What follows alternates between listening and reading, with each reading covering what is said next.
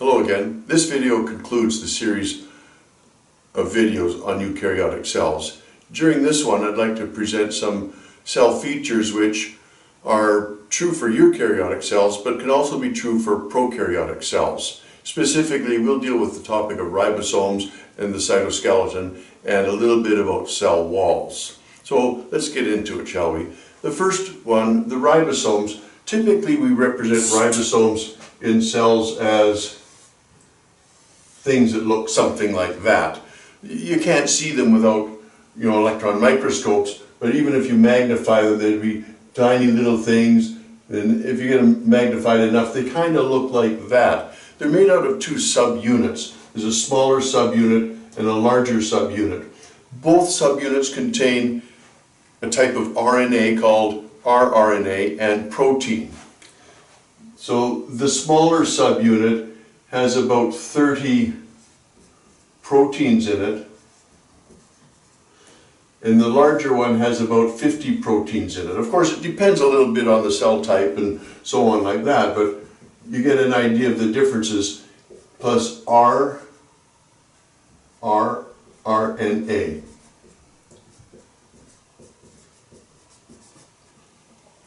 Now these things are in the cytoplasm. They're either free in the cytoplasm or they're attached to endoplasmic reticulum to make up what we call rough endoplasmic reticulum. You'll remember endoplasmic reticulum is that membranous structure which travels throughout the cell, starting at the nuclear membrane and going deep into the cytoplasm of the cell. And ribosomes can be found on the edges of rough endoplasmic reticulum like that, but they can also be found free in the cytoplasm. And I'm just drawing little dots for them. These ones can actually aggregate together and they're called polysomes, which are just a clustering of ribosomes. So let's take a closer look at them. Where do they come from? They're made in the nucleus. You remember the nucleus has pores in it, and proteins which are made in the cytoplasm can enter into the pores of the nucleus.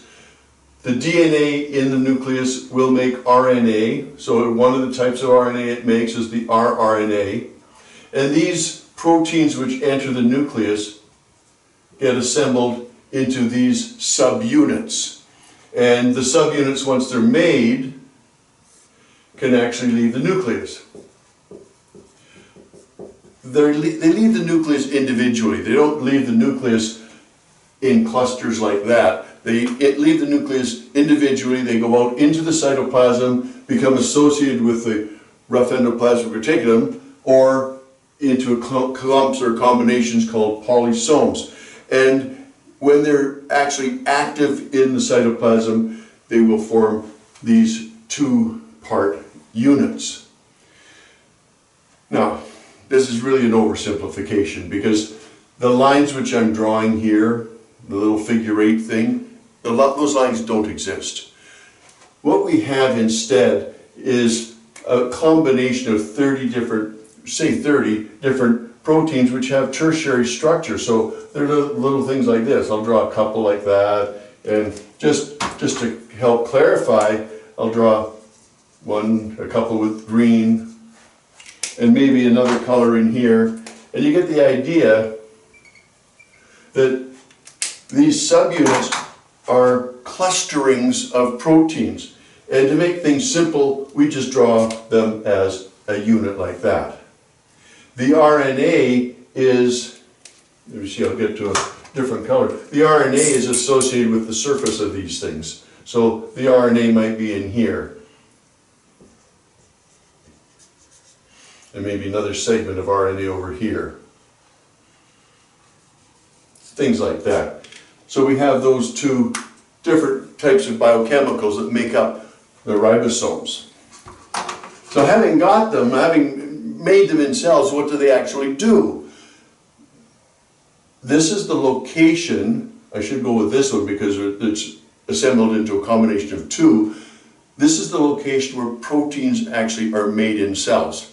Ribosomes are, like, if you want to use the term workbench, they're the workbench for protein synthesis. So this rough endoplasmic reticulum can make proteins, as we described in the other video.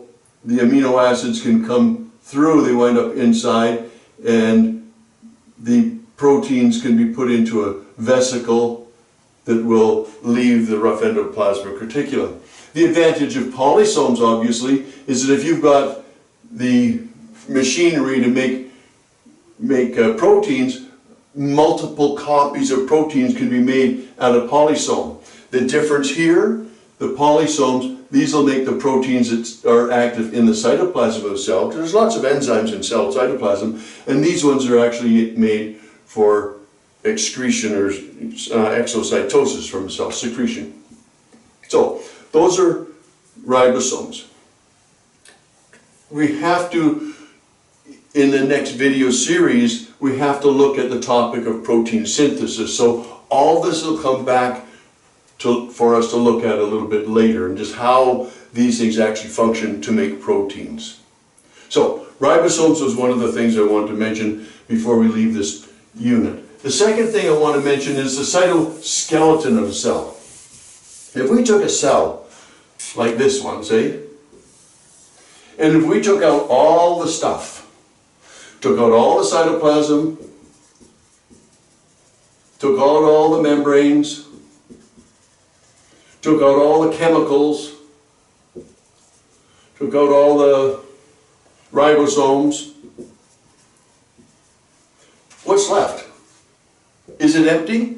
Is it absolutely, totally without anything in it? The answer is absolutely not. There's still a whole pile of stuff in here. There's a lot of protein filaments in here which make up the cytoskeleton. And I'll just represent some lines in here. This is the cytoskeleton. What it will do is it'll actually hold the cell shape, because the cell is still, it's not going to collapse completely. It's still got a shape to it, and that's because of this protein network called cytoskeleton. Now, there's a number of levels to the cytoskeleton, and I'll present it as 3 levels. The first level of the proteins, or the cytoskeleton, is the one that we refer to as microtubules.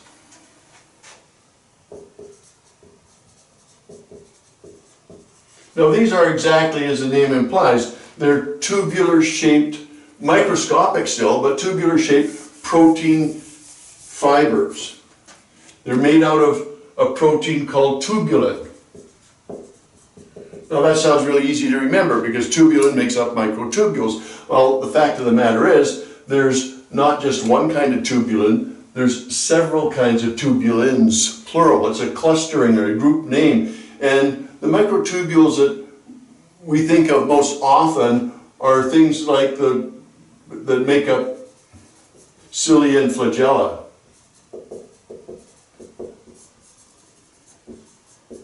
So what we have then with the tubulins is we'll have 2 different types. There's actually a tubulin A alpha and a tubulin B beta, and what they do is they form a, I'll use 2 colors here.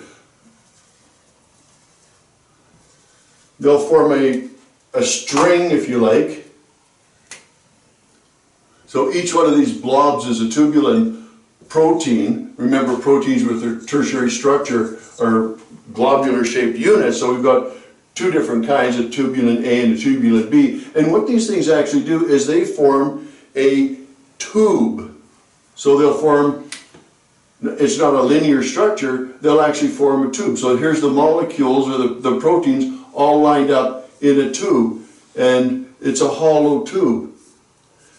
There's a space down the middle there. You could actually look down the tube.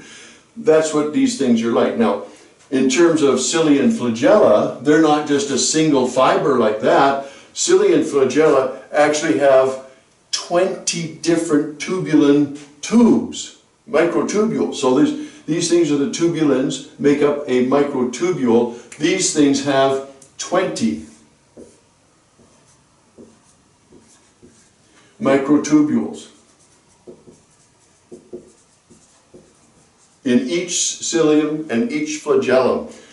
The difference between cilia and flagella is really length. Structurally, they are the same kind of thing. And if we think back to other biology courses or other biology topics, we've probably encountered things like the paramecium with its gullet making its fluid vacuoles down here and its contractile vacuoles. And these things are, we typically represent them like this, are covered with cilia. Or we think of a euglena, for example, as a photosynthetic protist. It has a long flagellum. The difference between these two things is just length. Structurally, they're the same. And if we take one of these things and we cut it so that we're looking into the cilium, what we have, or into the flagellum, what we have is 20 microtubules. I'll try and draw this fairly carefully here. Now I'm drawing these things in pairs on purpose because there's 20 microtubules, but they're paired up. I need 9 pairs. There's 5, 6, 7, 8, 9. 9 pairs. 9 times 2, that's 18. We've got 2 in the middle, like that. They're not quite touching. They're not a pair in here. There's just 2 of them. This is called a 9 plus 2 fibrillar structure.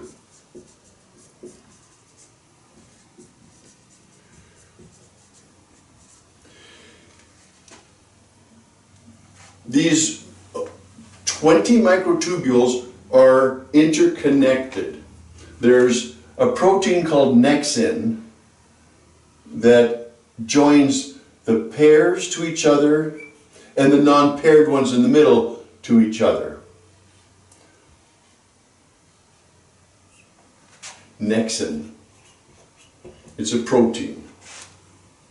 And there's another protein called dynein, which has got an inner, and it's on one side of these things only, the inner and outer branch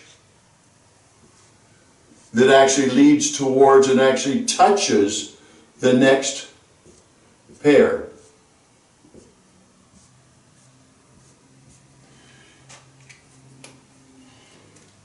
When the situation is, and these are proteins, and remember proteins are sensitive to environmental conditions, and when the situation is such that these proteins in their sensitivity to environmental conditions are slightly deformed, they're not denatured, but they can actually move if there's a chemical that they're attracted towards.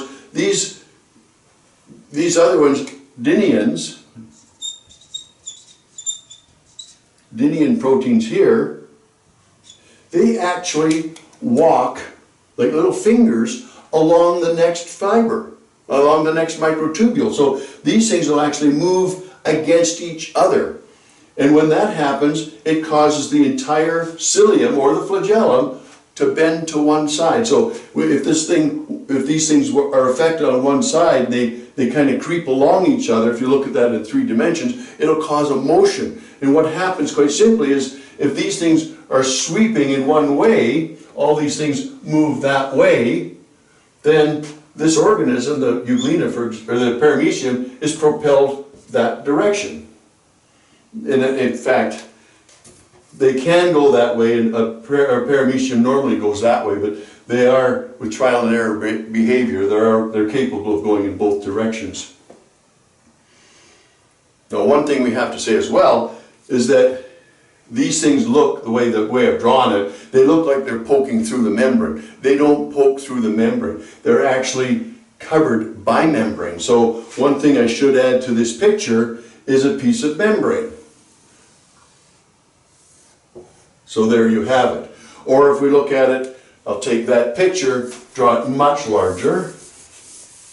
So here's the surface of the cell, and here's a outgrowth of the membrane, and I'll just close it off like that. Here's the surface of the cell. This is all cytoplasm here. These microtubules extend out here. So we've got 20 microtubules in pairs, 18 in pairs and 1 not in pair, that extend into a single cilium. And like I say, flagella are the same, they're just a lot longer. Even the human sperm cell, the tail of a human sperm cell is a flagellum. It's always just drawn as a line. It actually has a membrane on it. And inside here, there's cytoplasm. And the chemicals in the cytoplasm affect what's going on inside the cilia. Now cilia do have an attachment in here. There's 20 of these fibers, and the middle two end just as they get towards the surface of the cell. And inside here there's a transition area, but there's another structure called a basal body.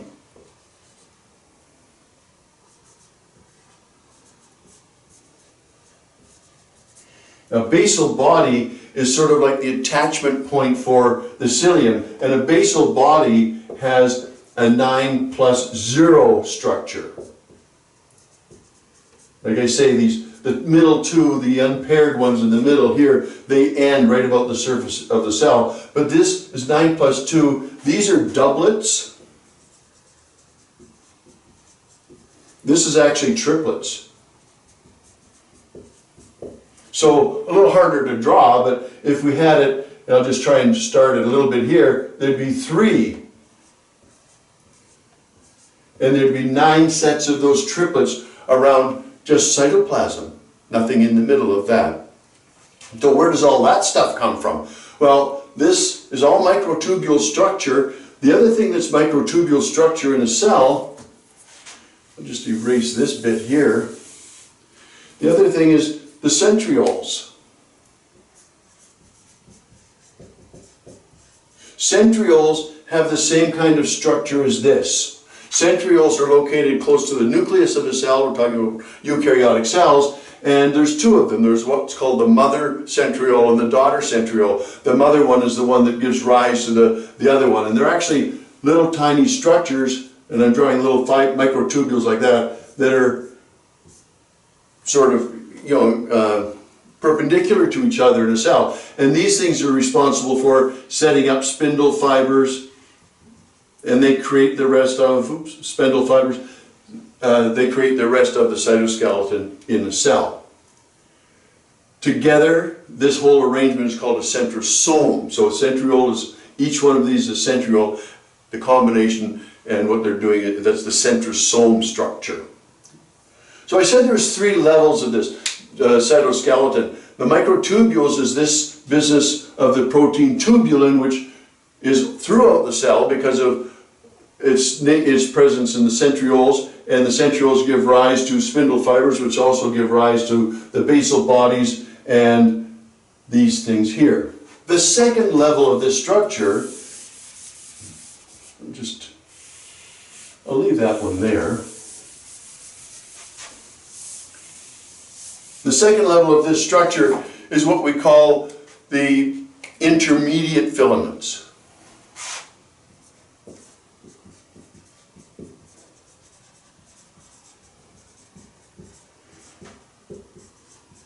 Oops.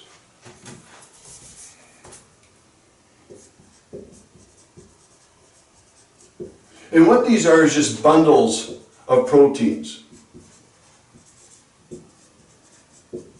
Elongate structure, so probably secondary structure of protein. So if this is one protein, there's another one, there's another one. They're just bundles of protein fibers, and they form a lot of the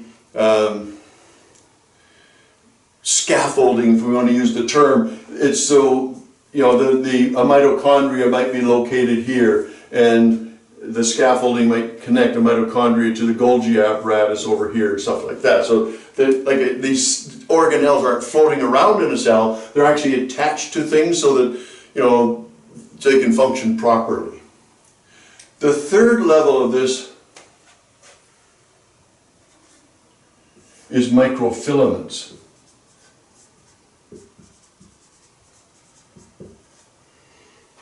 So we've got microtubules, we've got microfilaments, and we've got intermediate filaments, which are somewhere, in terms of size, they're in the middle of that. The microfilaments, primarily we talk about actin as an example of a microfilament, and it is, again, it's an elongate protein, and actin is actually two of these elongate proteins that are side by side, and they have the ability to move along another protein. So if we look at it this way, I'm going to draw this second one. This is actin. This is another one called myosin.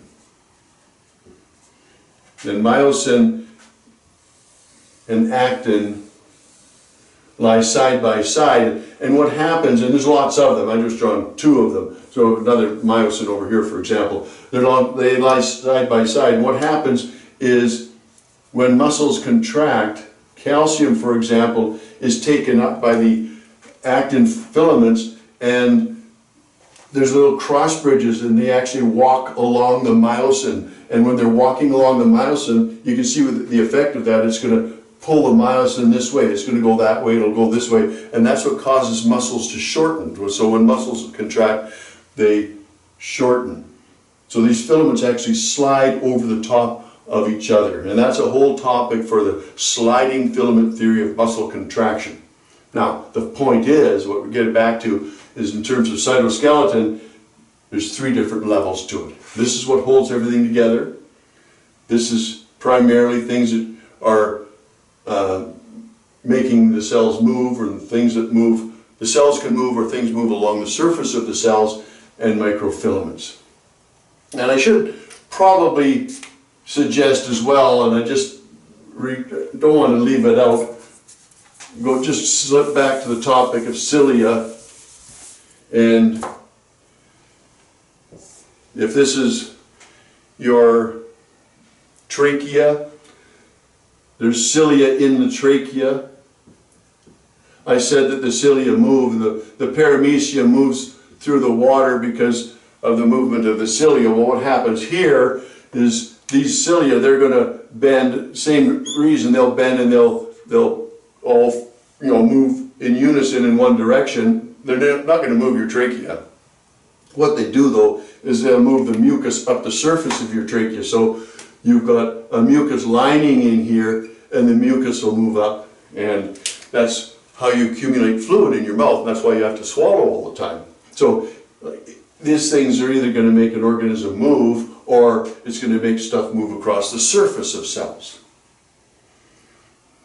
So the eukaryotic cell topic is almost finished here. Just want to mention something about cell walls. If we just deal with animal cells, we don't have cell walls, but plant cells are eukaryotic cells as well, and plant cells are typically larger than animal cells because their metabolic rate is really low compared to an animal cell, and that allows them to get larger. Animal cells have to be small because of the metabolism and the need to release energy. If this is a typical plant cell, this outer line here, which I've drawn right now, I want that to represent the membrane. Outside of the membrane, oh, I'll just finish this, hang on. Cytoplasm, nucleus, vacuole. Vacuole is just a large vesicle. It's a place, because of the cell wall, which we'll get to in a second here, because of the cell wall, plant cells can't engage in exocytosis, so they actually wind up storing a lot of extra fluids and things like that. In the functioning of plant cells, in the growth and development of plant cell, they produce and release sugar in the form of carbohydrate, complex carbohydrate, cellulose, and the cellulose accumulates on the outside of the cell. So this purpley line here is going to be the cell wall.